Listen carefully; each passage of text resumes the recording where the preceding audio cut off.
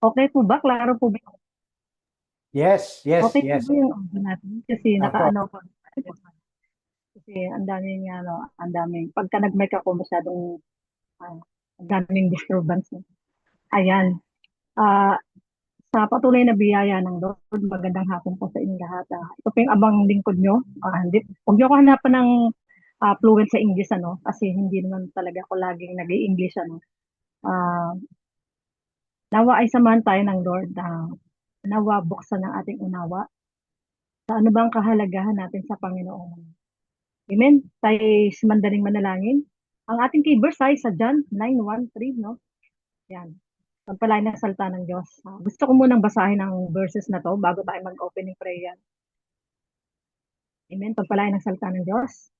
Ngayon nga, nang si Jesus ay dumaan at nakita niya isang taong bulag mula sa kapanganakan. In verse 2, ayan, in verse 2,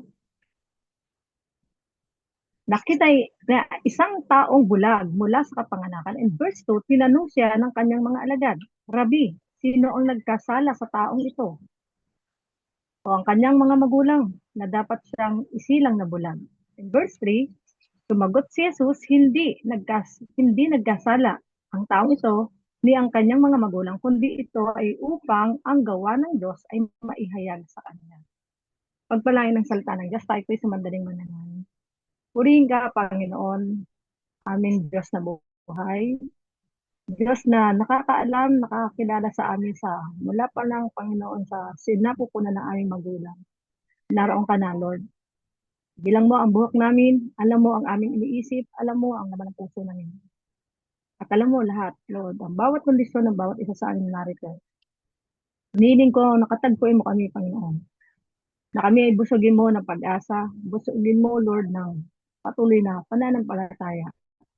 At mapustos kami tunay nga, Lord, ng kapayapaan, kagalakan, kung ano man ang sitwasyon namin, kung ano man ang kalagayan namin, may kapansanan man o wala. Alam mo lahat ay may kahinaan. Ito'y tinataas ko sa iyo, Lord. Patuloy ka magbukas ng unawa sa amin. So ano kahalagahan ng bawat isa sa amin? Lahat kami ay mahalaga. And we declare, Lord, yung pagtatagumpay, Panginoon, at pangunguna sa amin. Holy Spirit, itago mo po kami sa dugo ng walang gantipan, sa mataas sa hapong ito, at patuloy namin na ang kinang pagtatagumpay. In Jesus' name, Amen. Amen. Amen. Alam ko, ang bawat isa sa atin, lalo na sa mga PWD, no, maraming tanong. Bakit ako? Sa tingin niyo ba, ah, kung ikaw ba ay may kapansanan, ah, pwedeng ikaw lang ang ganito? May tanong na ganito. Ang tanong ko nga kanina umaga, dapat itatakal ko ito kanina umaga. Dalawang klase, bakit ako? O bakit hindi sila? No? Ang tanong ganun eh. Bakit ako? Why me, Lord? Pwede mo rin sabihin, sa mabuting bagay, bakit hindi rin ako, Lord, nalagay sa mabuting kalagayan? No? So may problema parehas. Magandang kalagayan o masamang kalagayan. Tama? Yeah, pwede ko yung sumagot mga kapatid. Pwede kayo sumagot. Naging tanong ito Yes. ng marami. Hindi lang PWD o sino man. Kahit yung malakas na tao ay magiging tanong ito. Kasi, bakit? May iba-iba tayong sitwasyon. May iba-iba tayong pagdadaanan. May kanya-kanya tayong daan na inihanda ang Diyos. Sabi nga ng Lord, kung bubuksan natin sa Ephesians chapter 1 verse 4. Kung daw magkamali, no? O baka magkabaligtad, ano? I-check natin. I-check natin. Yan. So, yung sinasabi dito, no? Sa chapter 9 ng John, malinaw na hindi sa kasalanan ng magulang mo o sino pa man. Kumbaga, yung sitwasyon mo, unahin na natin sa PWD, no? Kahit magulang mo, hindi niya alam kung bakit nagkaganito tayo. O, no? Miski ako, hindi ako PWD, pero parang PWD na rin. Diba? Bakit? Ano sabi sa akin? Si Ate Ruby talaga ang bulag.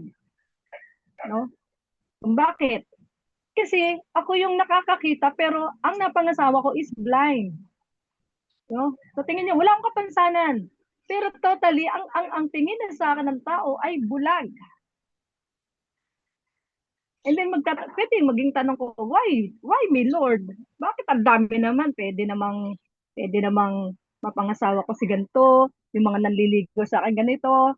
Pero bakit ako? Kung ililipat natin yung tanong, kung sakaling hindi ako ang naging kapartner ng husband ko, ganun din yung magiging tanong nung taong inilaan doon sa asawa ko, di ba? No, kahit anong gawin natin, yun pa rin yung question. No? Nagtanong din ako, paano Lord kung hindi siya napangasawa ko, ano kaya yung buhay ko? Sino yung nakaka-relate sa sa situation ko, mga kapatid? Lalo na sa mga PWD. Ang tanong dito sa verses na to, no, din tayo lalayo. Panginoon, tinanong siya, Rabbi, sino ang nagkasala ang taong ito o ang kanyang mga magulang? Na dapat silang isilang na bulag. Kasi minsan, no, di ba, may mga pangyayari kasi ganito eh. Pinagbuntis, may ginawa ang magulang. No? Parang kasalanan din ng magulang, di ba? Paglabas, nagkakaroon ng depekto, di ba? Pero hindi natin ginusto yung mga pangyayari kasi minsan may mga pamamaraan ng Diyos na inihahanda ka. Kahit anong ganda ng plano natin, hindi mo nangyayari kasi may purpose ang Lord. Doon tayo sa purpose ng Lord. Bakit ikaw? Ayan, itanong niya na, bakit nga ba ako Lord? Sige nga, parinig nga po about isa sa inyo. Bakit nga ba ako Lord? Bakit ganito ako? Meron dito, hindi naman totally may disability, no? Yung iba, nagkaroon lang sa ngayon ng kapansanan, no? Imagine niyo, asawa ko normal na pinanganak, hindi inborn. Almost 12 years siyang nakakita. Pero bakit nabilang na siya sa person with disability? Di po ba? Yun yung tanong. Bakit pinanganak naman siyang okay? Pero bakit ngayon hindi na okay, no? Almost a year, mga kapatid. 12 years. Mas masakit, di ba? Okay pa yung pinanganak ka na nagkamulat ka, ayun ka na. Unlike dun sa ka ng 12 years na nakakakita, tapos sa isang pagkakataon na hindi mo rin ginusto, no? Na hindi mo ginugusto na nangyari. Sabi ko nga sa kanya, sabi niya kasi sa kwento niya, kinayod ng yung kanyang mga mata ng albularyo. Isang coins na yung 25 na may babae, na may kawa, yung coins natin, yun yung sabi ko, bakit hindi ka nanilaban? Sabi ko, dapat, hindi mo, pinaglaban mo yung mata mo. Sabi niya, wala akong magagawa kasi nakaganyan daw po siya. No? Pinigilan siya. Kumbaga nangyari yung ginawa ng albularyo. So, pag titingnan natin yung verses na to ng John, minsan hindi nga talaga kasalanan ng tao, minsan kasalanan din ng tao kung bakit nangyayari. Pero pag inugat mo, may layunin pala ang Diyos. May purpose pala ang Diyos. No? Di na lalayo. Yung asawa ko na lang. No? Kaya nga ang sabi ng Lord, sumagot si Jesus, hindi sa nagkasala ang taong ito ni ang kanyang mga magulang, kundi upang ihayag ang kapangyarihan ng Diyos. Ay, palakpakan natin si Lord. Sa mga Amen. PWD. Amen? Mga PWD, alam niyo nung nabasa ko to, andun yung napangasawa ko siya, Lord, hindi niya kasalanan, hindi kasalanan ng magulang niya, dati siyang normal, tapos naging ganito. Ibinibilang ko yung asawa ko sa isang ipapahayag ng Diyos ang kapangyarihan ng Diyos. Amen. At yun ang ilagay po natin sa ating puso, lalo na sa PWD, sa mga sitwasyon. Magtanong ka na, why me, Lord? Hanapin mo na yung pinakamalalim na dahilan ng Diyos. Alam niyo kung bakit? Kaya kung bakit ko inaano to. Kasi, yung asawa ko, yung story niya, sa haba ng pagkakakita niya, 12 years, and then, bigla siyang nawala ng paningin. Nasama siya, naging busy siya, naging Naging gitarista siya sa mga nightclub, kasama niya yung mga pisi nung araw na puro paglalasing, puro kasiyahan. Kumbaga, na ano yung buhay niya, naging masalimuot. And then, dumating yung time na niloko siya ng isang pastor, no? Pagka loko sa kanya, sige nga, punta ka sa Manila, dadaling kita doon, tutugtog ka sa club, pagkakita ka, that time, nung mga 1986, malaki pa ang pera natin. Yung 800, malaki na sa panahon na yon. No, pinangakuan siya ng 800. And then, pagdating niya dito, inilagak siya sa isang maliit na kapilya. And then, natutulog siya sa napakaigsing bangko. Tapos, kung may mag-abot sa kanyang pagkain, doon lang siya kakain. So, naranasan niya yung ganong buhay. And then, tumagal. Niloko na siya ng pastor. Sabi niya, nagsasahod ng ganito. Tapos anong nangyari? Naglingkod siya, napunta siya doon, pero meron na siyang galit sa puso niya. Meron siyang ice pick sa bulsa niya. Sabi niya, makita ko na yung pastor na to, makakaganti rin ako. No? Makakaganti rin ako. Alam niyo yung ice pick na yun, ang plano niya ay pumatay. So, kalagayan niya, bulag na, nagkakasala pa. Aba, sobra, di ba? Yun na yung masakit eh. Bulag ka na, mamamatay tao ka pa kung sakali. No? No, sa masilimuot na pangyayari, mga kapatid. Ito na yung nangyari. Habang tumatagal siya, may purpose pala ang Diyos. Naging missionary siya hanggang huli. Kasama siya sa gawain hanggang sa na-meet niya ako. At naging napangasawa na nga, mga kapatid. No? Sa maigsing kwento, ganun po ang nangyari. Amen. Dinala siya ng Diyos sa kabila ng sitwasyon, no, mga kapatid, na panloloko, sa kabila ng kanyang karamdaman, naging total na blackout po ang mga mata niya. And then, nagkaroon kami ng anak. No, yung galit sa puso niya, no, nakita niya yung plano ng Diyos. Na kundi siya niloko, no, hindi niya mararating yung buhay na may asawa at may mga anak. No, natakpan yung mga patotoo na ginawa ng Diyos, natakpan ng mabubuting gawa ng Diyos, na imbis na magalit sa dun sa tao, hindi, mga kapatid. Bagkos, ginawa niya itong patotoo na ang Diyos minsan gumagawa ng masakit na sitwasyon para daling ka dun sa inihanda ng Diyos na mabuti. No, mga kapatid? Ayan. 30 years na po kami ng asawa ko, mga kapatid. Praise God. Napatuloy na ang Diyos pa rin sa kabila ng maraming pagsubok at unos, na mga pagsubok na di mo na kaya din natanggapin, na bulag na nga ganito pa mangyayari, no?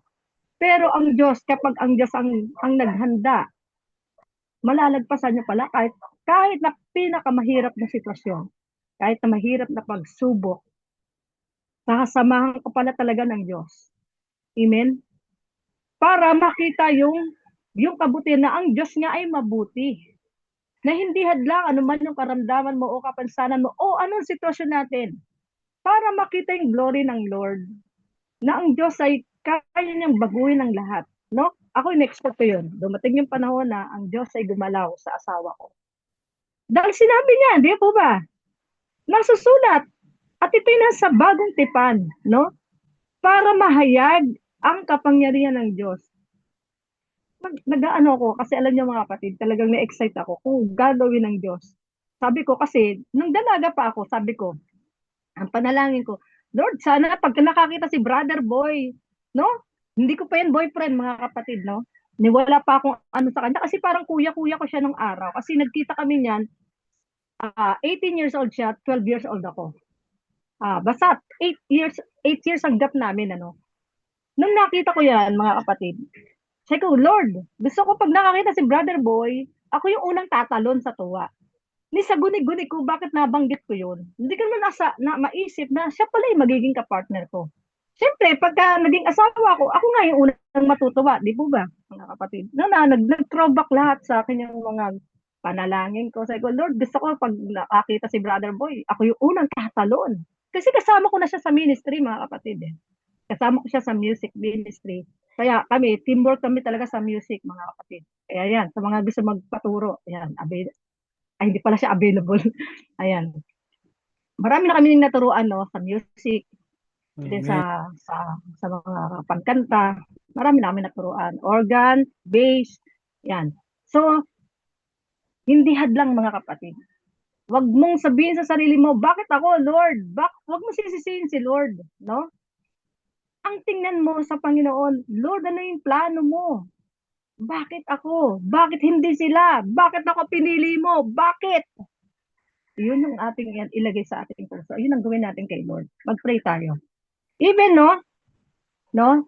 Even sa Bible, may mga nagtatanong din, bakit ako? Sino ba itong mga karakter na to? Ano, mga kapatid, sino yung maibibigay yung karakter? Nagtanong din, bakit ako, Lord? Bakit ako? Malalakas na to, ha? No? Pero sabi rito, no, example natin si Moses, no? Lord, bakit ako? Sabi doon sa Exodus chapter 3 verse 11, sabi niya, sino ako para pumaroon sa paraon? Di po ba? Nadaanan niyo na po ito, mga kapatid. Anong sabi ng Lord? Ako isa sa'yo. Oh, may kapansana ka ba? Ikaw pinili na ilagay. Sasamahan ka ni Lord. Ayan, ang sabi doon, ako isa sa'yo. Sabi niya sa verse 12 ng Exodus. No, si Moses to, ha? And then, sino pa? Si Gideon. Bakit si Gideon? Kasi si Gideon, yung angkan nila, pinakamahina sa lahat. Pero bakit yun ang pinili ng Lord? At sabi niya sa Judge chapter 6 verse 15. Yan, sa Judge 6:15. Bakit, Panginoon, ang aking angkan ang pinakamahina? Yun yung tanong eh. No? Kayo po ba, may mga tanong na dyan? Ayan. Ang sabi ng Lord, ako'y sasayo. Ayun ang sinasabi lagi ng Lord. Ako'y sasayo. Ako'y sasayo. Ako nga, nagpe-pray ako ng mga kapatid habang, ko, Lord, totoo lang, Lord, alam mo kung ano yung sitwasyon ko. Gusto ko maintindihan ako ng mga tao, pero hinihingi ko yung kulang sa akin. Ang nilalagay ko na lang sa puso at isip ko, ang Diyos ay sasayo. Ang Diyos ay sasamahan ako. Ang Diyos ay hindi magpapabaya sa akin. Amen? Sino pa? Si Jeremias. Prophet Jeremias. Sabi ni Jeremias sa chapter 1 verse 6, Jeremiah chapter 1 verse 6, Panginoon Diyos, narito ang hindi ako marunong magsalita. Bakit? Kasi si Jeremiah ay bata. Di ba? Pero sabi ng Lord, huwag kang matakot. No? Sabi sa verse 8, huwag kang matakot sa kanila sapagkat ako'y sumasa iyo. Nagbago ba yung sinasabi ng Lord? Nagbago ba? Di ba? Hindi. Hindi nagbago. Yun at yun ang sinasabi ng Panginoon. And then, sino pa yung karakter na mapagkukuhanan natin ng isang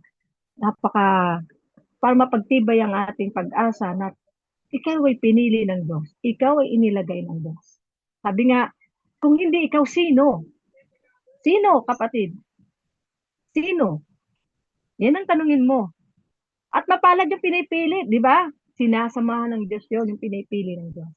Then sa Job, sabi sa Job 3, verse 11, bakit ako'y hindi namatay sa bahay bata? No, sabi niya, bakit di pa ako namatay kung gato rin lang naman yung naranasan ko? Nagkaroon na ng question si Job eh. Bakit ako? Dapat namatay na lang ako sa sinapupunan ng aking mga magulang. Ganito lang pala eh, mamamatay ganito, mawawala yung lahat, no? Bakit? No? Pero sa bungad ng story, nakita natin doon yung pananatili ni Job. Pero ganun tayo, no? Pagkatapos na yung mga pangyayari, nagkakaroon tayo ng realization. Nagkakaroon na tayo ng paninisi minsan kay Lord. Bakit, Lord? Miski ako, no? Nanay ko namatay. Sabi ko, Lord, kinakanta ko lagi, I will dwell in the shadow of your wings. Bakit namatay nanay ko? Pinag-pray ko yan siya sa'yo, naingatan mo. Bakit namatay nanay ko?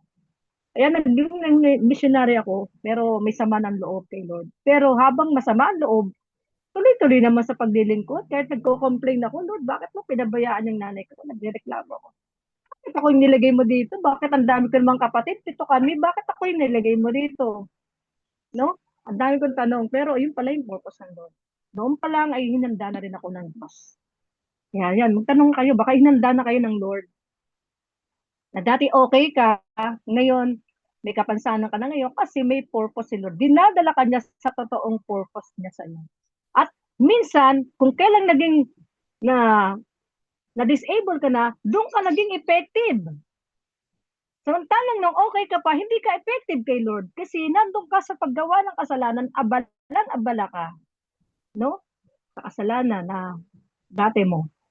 Yung pala, may purpose ang Lord, hinuhugot ka doon. O ito, pinili kita. Di ba napansin niya si Pablo? Pumapatay, dalhin gabos, no? Ayan, si Pablo. Bakit hinugot ng Lord? Ang sabi ng Lord, siya'y sisidlang hirang sa akin.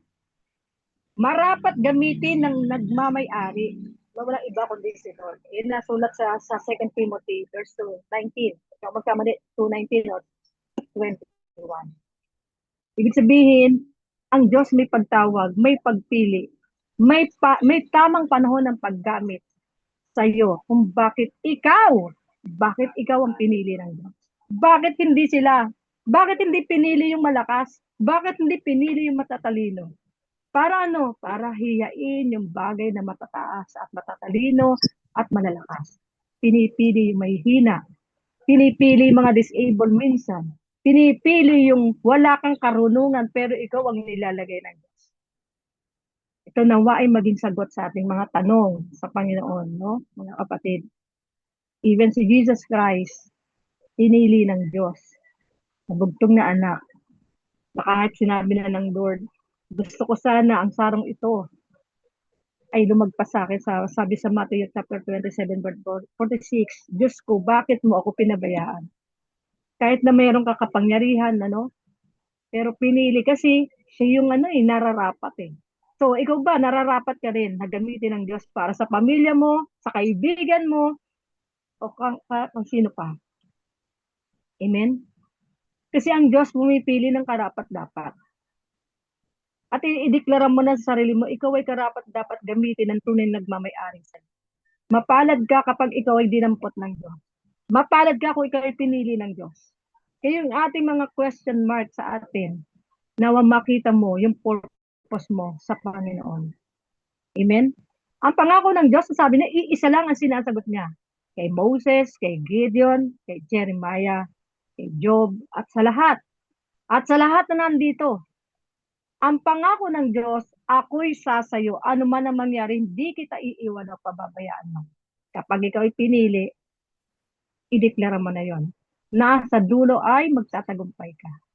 Amen? So marami tayong question. Na minsan pag hindi natin nakita yung totoong purpose ng Lord sa buhay mo, kaya na sinabi sa John 9, para ipahayag ng Diyos ang kanyang kadakilaan, ang kapangyarihan through you, kapatid. Kaya huwag mong questionin ng Lord, bakit ikaw? Kundi sabi nga, ang tanong nga ng Lord, sino susuguin ko? Diba sabi ni Prophet Isaiah, ako. Kaya tayo, mag-volunteer na tayo mismo kay Lord. Huwag mo nang ilagay sa isip mo, bakit ikaw? Bakit ako? Isipin mo, ako'y pinili ng Diyos. Amen? Ano man ang sitwasyon mo ngayon, may plano ang Diyos. At yun yung lakaran natin, yung magandang planong inihanda ng Panginoon. Amen? Ano yung kalimitang tanong, bakit? Kalimitang sa katwiran natin, hindi ko alam. Hindi ko alam, Lord. No? Ang sabi ng Lord sa Deuteronomy 29:29, ang mga bagay na lihim ay sa Panginoon. Ngayon, minsan sa atin nire-reveal yun eh. Amen? Are you ready po ba mga kapatid? Sa pag-reveal ng bagay ng lihim ng Diyos. At ikaw yung pinili ng Diyos na pagpahayagan. So, mapalad ka. Amen? Bakit? Para turuan. Para turuan tayo. Are you ready ba na turuan ng Diyos? Kasi yung bakit na una tanong hindi ko alam. And then, dahil sa hindi mo alam, para turuan ka ng Diyos. Then, pangatlong bakit? Para gamitin. Ayan na. Ayan yung tatlong possible answer sa bakit ako.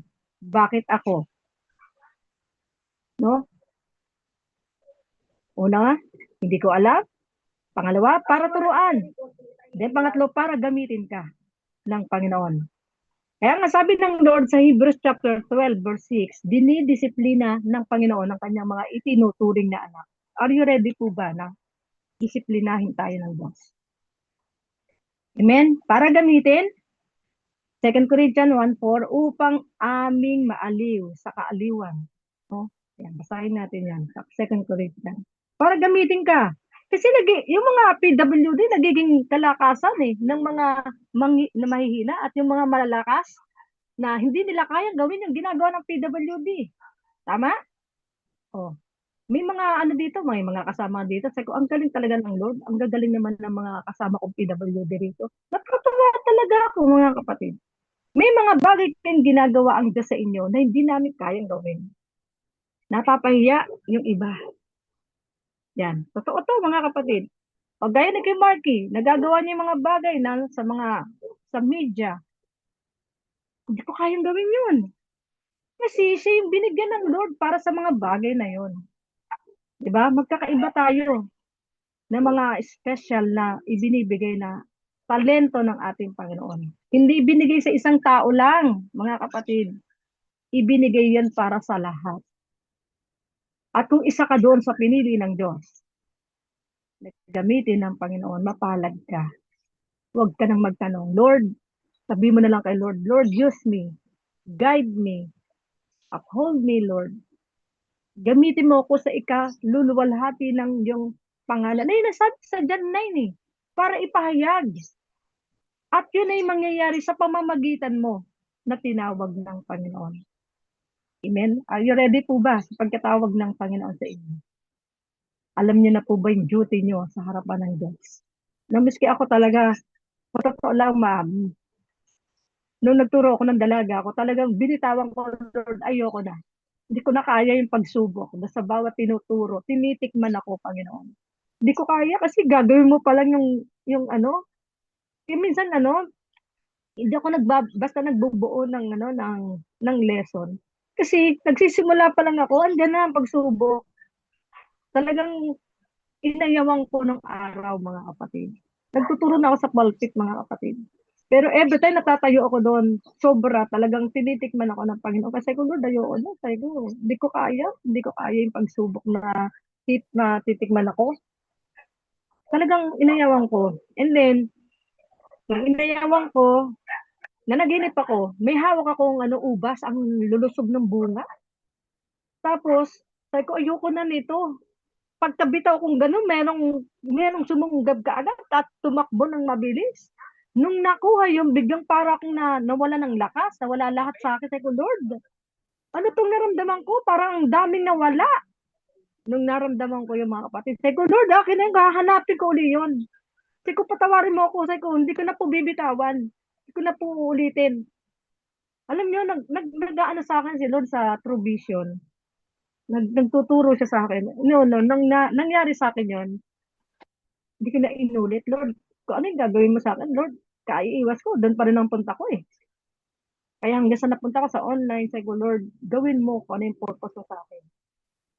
Kahit may asawa akong ganito, sa totoo lang mga kapatid, sa bawat misyon, may 5 akong anak, talagang ginampanan ko yung gawain paglilingkod sa Panginoon. Kahit wala kaming hanap buhay, naranasan namin magmisyon walang dalang pera. Pero umuwi kaming buhay sa tulong ng Panginoon. Na pinanghawakan ko, the just shall live by faith, no? Mabubuhay sa pananampalataya. Na kung totoo yung ating pagpapagamit kay Lord, gagamitin at gagamitin ka. Kahit wala kang pera, makakarating ka sa pupunta mo dahil yun ang kalooban ng Diyos. Amen. Para maipatotoo mo na ang Diyos ay buhay. Kasi kung meron ka, hindi makakagalaw si Lord kasi meron ka.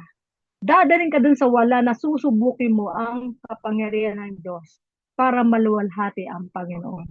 Yan yung tunay na faith ng mga kapatid. Na matikman natin, sabi nga sa chapter 4, verse 34, verse 8 ng Psalm. Tikman nyo kung gaano kabuti ang Panginoon. Amen? Mabuti ang Diyos.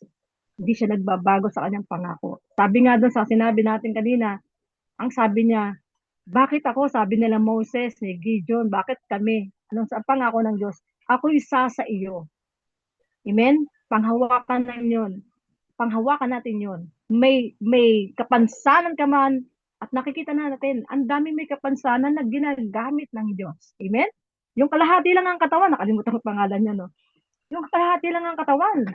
Talagang mightily tinuturo niya ang salita ng Diyos. Amen?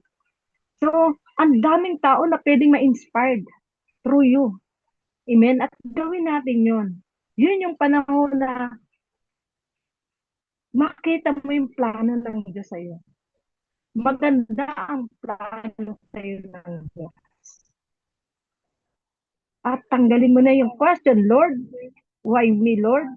Bakit ako? Magalawan mo na. Wala nang aatras, kumbaga, ang gusto ng Diyos. Umabante ka na kasi nilagay ka na ng Diyos dyan. Nakikita na, pinapakita na sa'yo ng Lord yung tunay na plano sa'yo. Kaya nga yung asawa ko, nawala na yung galit niya dun sa may pastor na yun. Kundi ginawa niyang patotoo na ang Diyos, kahit masakit ang pamamaraan, maganda. Maging kay Joseph, di ba? Nakapansin niyo si Joseph, para iligtas ang buong Kanaan. Kailangan pa siyang ipagbili at saktan at pagbalakan ng masama ng kanyang mga kapatid. Pero in the end, di ba, dapat sobrang galit ang mararamdaman niya sa kapatid niya. Pero nung nakita niya yung purpose ng Lord, bakit siya ang pinili ng Diyos? Kasi para iligtas yung kanyang bayan. Amen? At yun ang pumawi ng anumang galit o puot o hatred na doon sa puso niya.